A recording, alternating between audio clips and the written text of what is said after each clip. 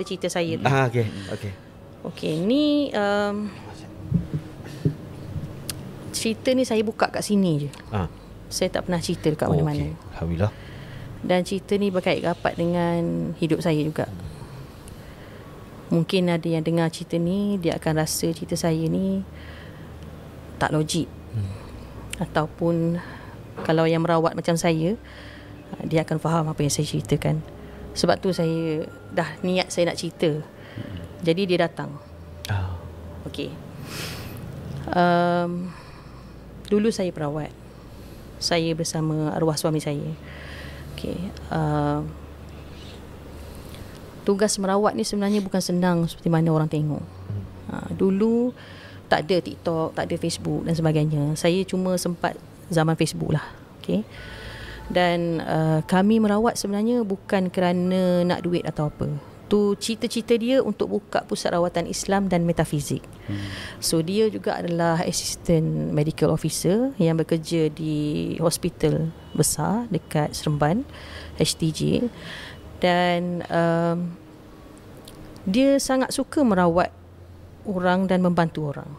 So dia cakap dengan saya, dia cakap dia nak kita buka pusat rawatan lah. Dia kata kalau boleh, dia panggil saya Mama. Mama pun jadi perawat juga untuk perempuan, Papa jadi perawat untuk lelaki. Dia dah set dah semua. Kita akan belajar macam ni, kita pergi merata belajar semua untuk nak sijil merawat tu. So nanti bila dah sampai masa kita sewa kedai macam ni, kita buat pusat rawatan perubatan Islam dan juga menggabungkan metafizik dan sebagainya lah. So sains dia tak tinggal, ada metafizik dan perubatan Islam. Hati saya memang saya cakap saya tak suka dia buat benda tu. Sebab saya tahu konsekuensi apa yang saya akan hadap bila dia betul-betul tauhid nak bantu orang as perawat. Okey. Nak dijadikan cerita, kami handle banyak sangat kes. Kes yang paling teruk, sihir, santau dan sebagainya, saka dan sebagainya lah. Banyak ilmu yang saya belajar juga. InsyaAllah ilmu putih lah, bukan ilmu hitam ya. Dan saya rasa macam saya terpaksa lah untuk belajar sebab saya tak minat benda tu. Tapi Tok Guru saya cakap, kamu ni tak payah belajar, dia kata. Kamu ni kalau merawat, insyaAllah, dia kata Allah izin. Sebab kamu boleh merawat. Tapi saya kata saya memang tak nak benda ni. Tapi sebab kerana arwah suami ni paksa saya untuk saya buat juga. Kan, bantu dia. Saya kata okey, tak apalah, saya bantu. Okey. Sepanjang 3-4 tahun kami merawat, banyak yang kami handle. Dan satu hari tu Allah nak uji.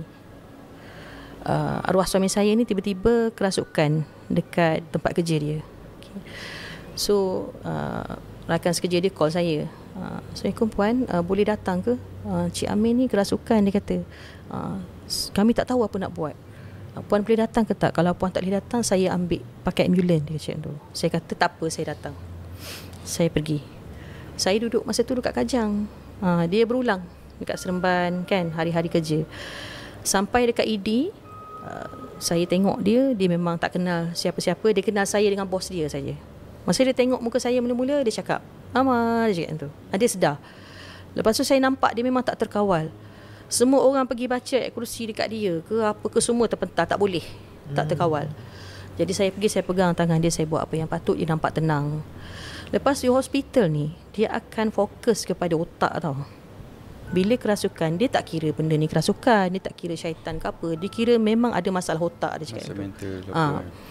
Jadi bos dia pula rapat dengan dia, dan bos dia sarankan saya untuk buat check apa yang patutlah, MRI dan sebagainya.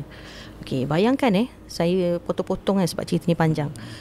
Masa time decide untuk buat MRI, dia masuk untuk buat X-ray dan sebagainya. Mula-mula X-ray otak. Masa time dia kerasukan tu. Tapi bila dekat hospital, dia cucuk ubat penenang lah, boleh tidur lah. Dan pergi check X-ray. Dekat otak dia tu, kalau kita nampak gambar X-ray tu kan, otak sebelah macam ni kan. Okey, belah kanan dia tu ada satu titik putih. Titik putih tu besar macam ujung jari saya ni. Saya kata, kenapa? Ada apa kat sini? Kiranya doktor cakap benda tu dia akan melibatkan ketumbuhan. Dia risau sebab tu yang jadikan macam tu. Jadi dia insist, dia cakap okey tak apa, kita buat biopsi. Okay. Biopsi. Saya ingatkan biopsi ni macam tebuk je. Macam tebuk kan. Rupanya dia belah kepala tu. Dia belah dan dia ambil sampel kat dalam tu kan. Okay. So bila dah dapat sampel tu, keputusan kami tunggu, doktor cakap, Puan, saya tak tahu macam mana saya nak cakap, dia kata. Tapi saya pelik. Kenapa? Dia kata saya dah ambil biopsi tu, tapi biopsi ni keputusan dia kita tak dapat detect apa benda tu, dia cakap. Bila kita x-ray, yang putih tu berada kat sini pula. Ayuh. Hilang kat sini. Jadi dia cakap, kalau kita tak dapat ambil yang sini, kita tak tahu apa sakit dia. So saya minta Puan sign Tebuk lagi. untuk tebuk lagi. Tapi Puan kena ingat ya, kalau Puan sign ni, dia akan kehilangan deria, sama ada mata ataupun dia mungkin akan terjejas lah ingatan dan sebagainya. Saya kata no, saya tak akan bagi. Okay, tak payah. Habis Puan macam mana? Dia kata tak, no. Okay, lepas pada ambil biopsi tu, bila kita dah ikhtiar, dia macam okey seketika. Balik dekat rumah, okey, bermulalah azab dia. Sakit perut yang sangat. Sakit perut dia sampai berbulan-bulan, sampai dia tak boleh tidur, sampai dia tak boleh mengereng, sampai dia tak boleh bekerja. Minta ubat gastrik tak kena. Makan segala ubat macam tak kena juga. Saya kata apalah nasib ni kan. Okey, pergi dekat hospital lagi, buat endoskopi, check. Tak ada apa benda. Tak ada apa sakit. Okey. Masa dia sakit, mata dia pun tak nampak tau. Tapi sebelum biopsi lagi, mata tu tak nampak. Okay, mata dia tak nampak belah kanan.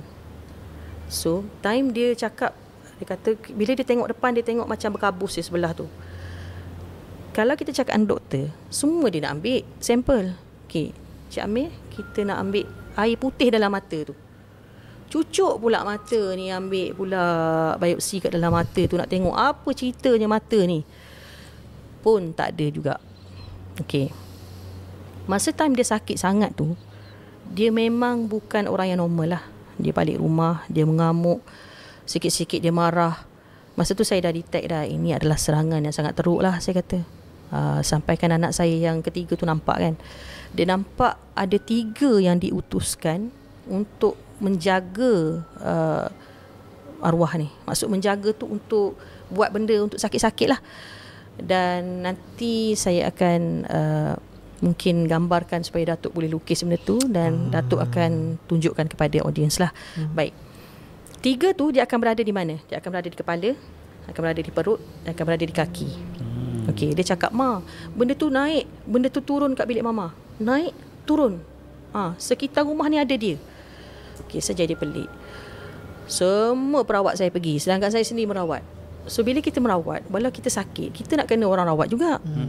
Dah dia jadi macam tu, takkan kita tak akan mampu untuk rawat. Saya masa tu diuji, saya masa tu ada anak kecil yang baru lahir. So dia dah lama nak anak lelaki ni. Tiba-tiba dia dapat anak lelaki. Dia dapat anak lelaki, anak dia baru lahir, dia sakit. So saya struggle lah, jaga anak semua kan. So ada satu ketika dia kerasukan yang tak boleh dibendung, sampai dia ambil pisau, dia lari nak bunuh saya. Masa tu anak yang kecil tu saya suruh kakak yang sulung tu naik atas, kunci pintu. Saya kata kunci pintu. Dalam rumah tu dia ambil, dia nak bunuh saya. Dia kejar saya keliling taman, dia kejar nak bunuh. Nasib baik masa tu mak mertua ada dengan saya.